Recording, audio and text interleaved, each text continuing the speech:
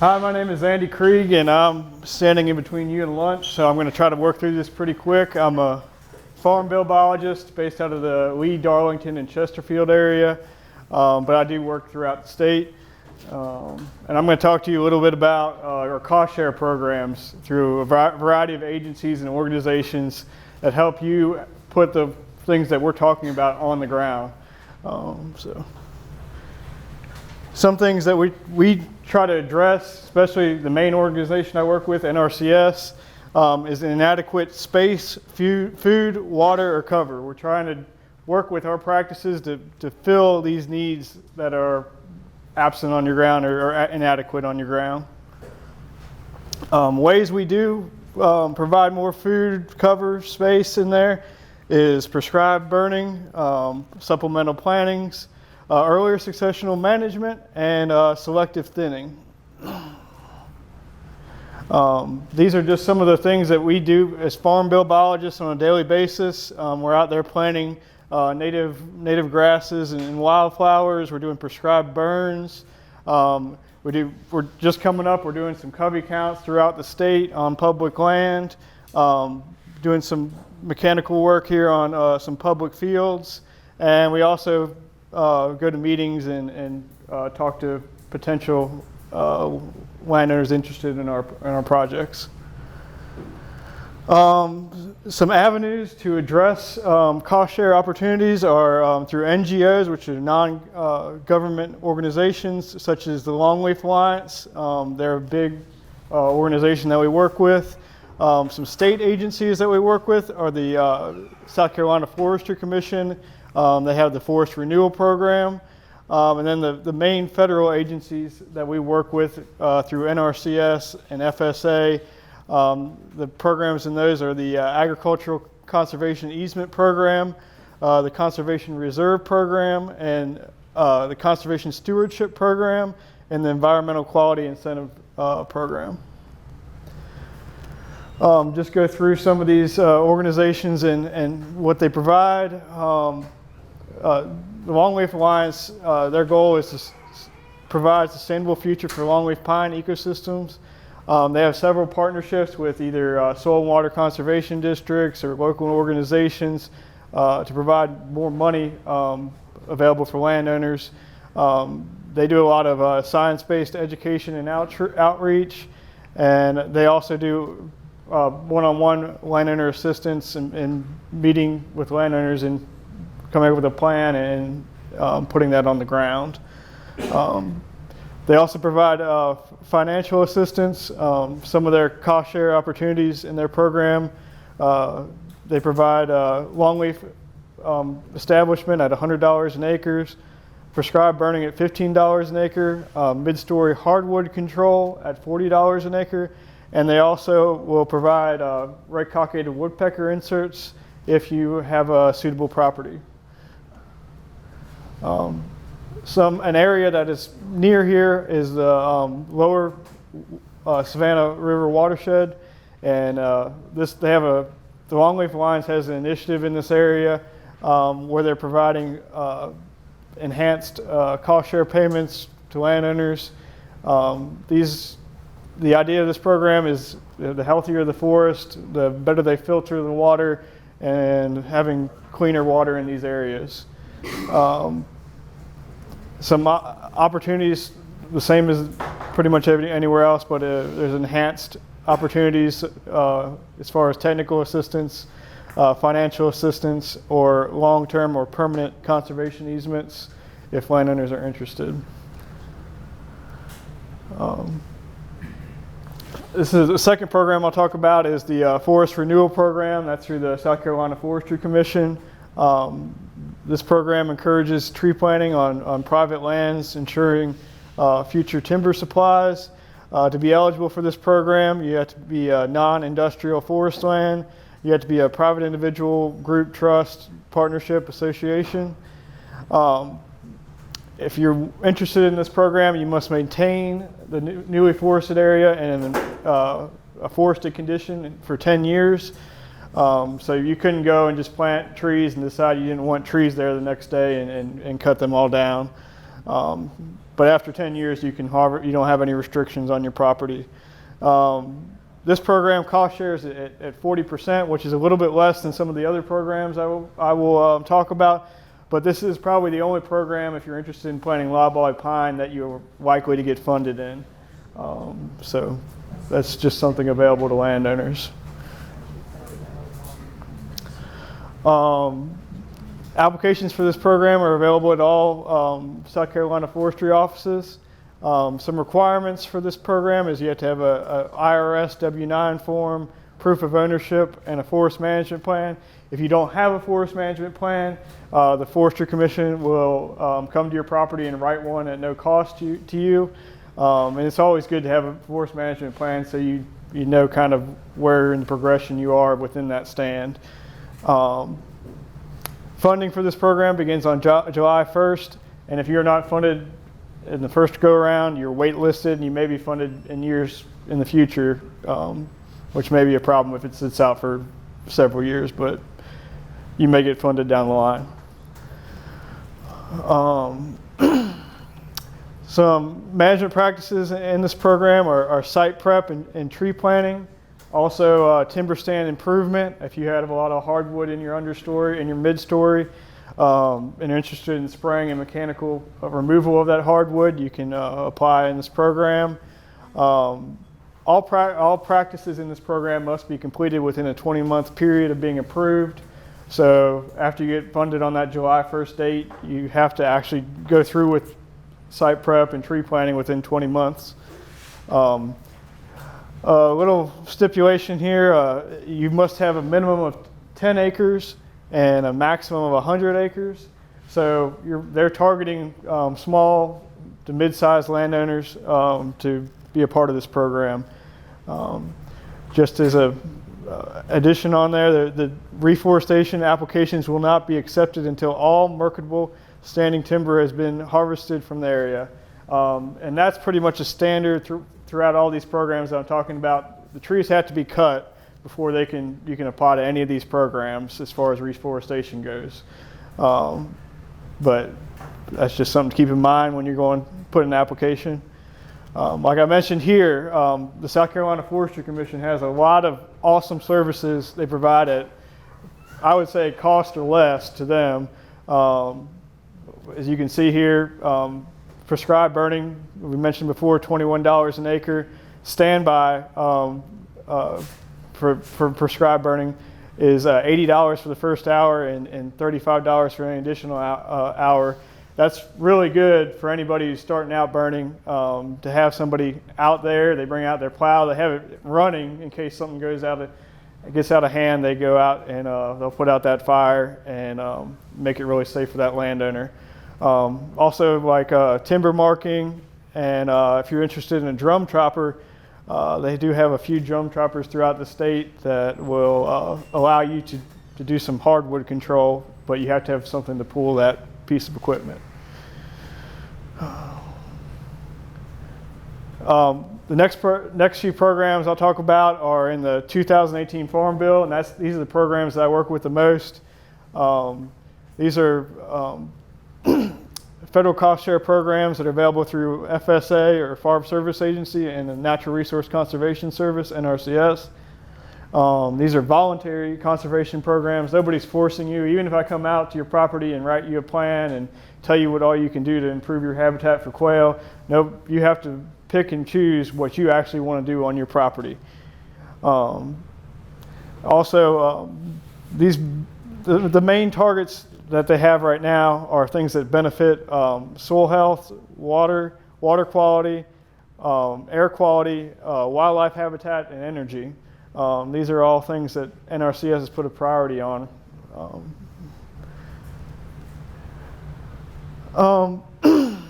The four main programs that I work with on a daily basis are the Agricultural Conservation Easement Program, the Conservation Stewardship Program, the Environmental Quality Incentive Program, and the Conservation Reserve Program. I'll start off with the Agricultural Conservation Easement Program. This is a program that was formerly WRP or FRPP, which are Wetland Reserve Program or Farm Reserve Protection Program. It's been combined together, and now they have two different parts. It's under the same program, but they still do the same thing. They protect farmland that is in an area that is about to be developed or has a lot of development around it. And then also in the Wetland Reserve Easement Program, or formerly WRP, this protects critical wetlands from being either harvested or developed throughout the state and the country. Wetland reserve easements, they have to be converted back, basically, from being altered. Now that alteration could be having roads through your wetland, it could be as extreme as being farmed, but they have to be converted back to the original hydrology and plants that were originally on that area. This program, it's a 30-year easement program or a lifetime easement program, but the application deadline, it hasn't been set for this year. Normally it's sometime in December. There are very few of these that go in on an annual basis. They're really selective nowadays. So, kind of like I said, just pays 100% of the easement value for the purchase of the easement. That's in a lifetime one, and then a 30-year easement, it pays 50 to 75% of the easement. That's about it. The second big program is the Conservation Reserve Program. I will mention that you cannot sign up for this right now. None of their enrollment periods are open, but it's a great program when it's open. I talked with some people in FSA just recently, and they said that they like to have an open enrollment period in December or January, but right now all these things under the Conservation Reserve Program are unavailable. But they're still going to have the same rules when it comes out. This program takes agricultural sensitive land out of agricultural production. To be eligible, you must own or operate the land for greater than 1 year. You also, to be eligible land, it must be cropland or marginal pasture land. It can't be forest or anything like that. It has to be an agricultural production. These are in the CRP program. There are 10 or 15-year contracts. The type of payments within these programs, there's the annual rental payment, and that's based on your county's annual soil rental rate. There's a maximum payment on that of $50,000 per year per owner. They also get cost share payments similar to some of the other programs, where if you need to disc a field buffer or burn a wooded area, they'll pay you to do that. It'll be a lower rate than other programs, but it'll still be a pretty good value. You also may get a signing incentive or a performance incentive, depending on what your program is. Two main programs that we work with on a daily basis are the CP33 upland bird habitat buffers. Some people mentioned this earlier. These are great around fields and field pivot corners. They establish native grasses and legumes. They also can be allowed to grow up in native plants and see what's there that you don't have to plant in these wildlife buffers. Next program is the CP36 Longleaf Pine Establishment. This program is made to restore longleaf pine, and it also enhances wildlife habitat and protects water and soil quality. Once the practice expires, then commercial harvest can occur. That's basically saying that, say I go out there and plant longleaf pine today, I can't go and rake pine straw or harvest any of that timber until I'm out of that 10 to 15 year contract. But once you're out, you have no restrictions, so you can go into either a pine straw raking program or a timber harvest. This is one of the biggest programs that I work with, and it also, now that they changed the payment rates, it's probably the best deal for a landowner. If you own land, you should be signed up for the CSP, or Conservation Stewardship Program. The applications for this program are continuously accepted. Entire operation needs to be enrolled. These are 5-year contracts, but you get paid a minimum, no matter if you have an acre or 500 acres, you're going to get paid a minimum of $1,500 annually. And if you have large acreage, you're probably going to get paid a lot more than that. And also compared to other programs such as EQIP, this program is not as competitive. Every application that was eligible last year in the state of South Carolina was funded.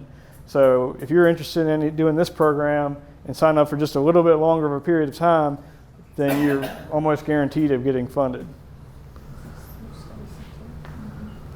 I'll go through some enhancements that are eligible through the CSP program, and you'll see how much money is available in doing these practices that we're pushing for quail management. This is the reduced forest stand density to improve a degraded plant community. The criteria includes thinning to the stand basal area of a 50 or 60 basal area. So that's one of our key elements to managing for quail. Thinning, burning, and disking, trying to thin an area to make it look like this, basically. We're trying to enhance the understory, and if you get paid for the trees and you get paid this also enhancement payment of $273 an acre, I mean, that's a pretty good deal for anybody that's interested in thinning their pines. So.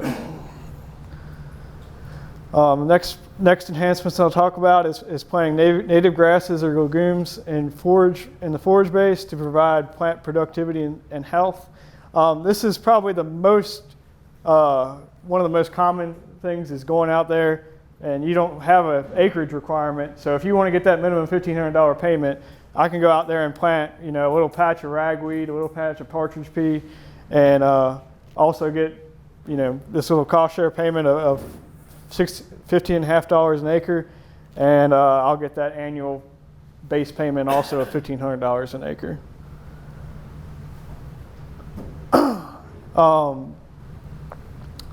Also, creating structural diversity with patch openings. These are our brood fields or anything like that. Acres chosen for this enhancement must have tree species found on the SC state list. They must be able to grow from seed, sprouts, natural regeneration. This enhancement requires a BA of 80. Patches can be no larger than 10 acres, and the patch opening cannot be more than 50% of the total acres. But if I'm interested, even if I don't have a perfect stand like this 80 basal area, that's not perfect for quail management, but it may be good. That's good for deer and turkey management. And I want to put some openings out there. Having $456 an acre to put in some openings, that's something to ignore right there. So that's pretty good payment. Another one that's really good and really good payment here is sequential patch burning. This enhancement uses prescribed burning to create a mosaic of vegetation and contribute to wildlife habitat. It requires dividing acres into 3 separate units and burning the units 1 unit per year and no longer than 3-year intervals. But that's $151 an acre, and that really doesn't have a acreage requirement. So if you're already burning and you want to reduce your burn size, that's a pretty good payment. I mean, in EQIP, it's only, I'll go through later, but it's significantly less than $50 an acre for burning in EQIP. So, if you're interested, you can get paid even more by doing bundles. A lot of people are not interested in doing bundles because they require too much. They have to take on too much. But if you are interested, they are available for landowners out there. The next program, the program that Dan and Ted and I work with the most is the Environmental Quality Incentive Program. To be eligible for this program, you must control or own the land. It must be cropland, pasture land, rangeland, or non-industrial private forest land. To be eligible for this program, you must have an AGI of less than $900,000 a year, averaged over the last 5 years. And you also have erosion and wetland requirements. You can't destroy wetlands in these areas, and you can't be working highly erodible land. If you're interested or have questions about if you're eligible, you're AGI eligible, just come to me and I'll talk to you and I'll kind of tell you how it's determined. Applications for the EQIP program, they're accepted continuously. The deadline usually is mid-November. They haven't said it yet, but it's sometime around the 15th of November, Ranking in this program is based on resource concerns. Not everybody, if you sign up for this program and you want to do burning or thinning or planting some wildflowers or native grasses, you're not guaranteed to be accepted into this program. So NRCS determines your ranking. I'll go through a little bit later with what you're willing to take on and do within this contract. These contracts are 1 to 10 year contracts. They try to get them done by 3 years if they can. The great thing about this program is it has 75 to 90% payment rates. Basically what that means to you is that most everything in this program is going to be almost always reimbursed. Sometimes you will have to pay out of pocket, but it's going to be pretty close on the reimbursement rate as compared to what you're pulling out of your pocket, especially with prescribed fire or thinning or anything like that. So just to take a look at what goes into ranking your application, you'll see some of these questions like this one in red, implementing practices benefiting honeybee populations or other pollinators. If it says yes, you get a point. If it says no, you don't get a point.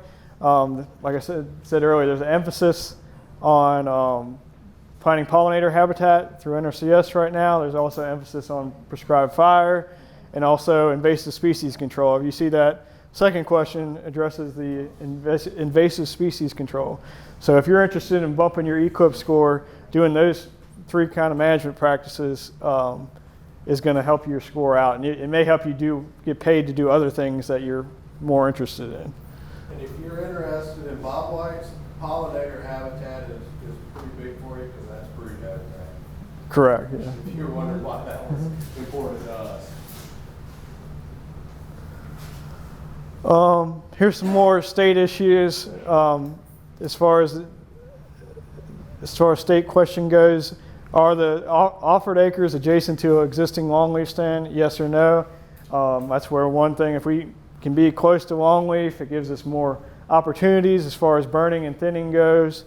And then the last question down at the bottom is the field acreage where this practice installation will take place, located within a designated priority area of the SC Quail Council. If you're in one of our counties, like one of my counties in Lee, Chesterfield, and Darlington, one of Ted's or Dan's, or even here in the Indian Creek area, you get priority points, and you also get a separate funding pool that Breck will talk about more at lunch. And lastly, the local issues that get asked on the questions are, does the application pertain to the land within South Carolina longleaf priority area and contain greater than 50% Tier 1 highly suitable longleaf soils? If the answer is yes, you get a point. If the answer is no, you don't get a point. So if you're in a longleaf area, you're going to get extra points. And that last question, is the applicant willing to execute a prescribed burning regime on their offered acres? Same thing, yes, you get a point. No, you don't. And and that's goes into the point we're trying to burn more areas to be suitable for quail habitat. Just people that are interested, this is the Longleaf Pine Initiative area in the state of South Carolina. If you're within the yellow area, there's a separate funding pool and more money available if you're interested in planting longleaf pine or even doing some burning or thinning practices on your land.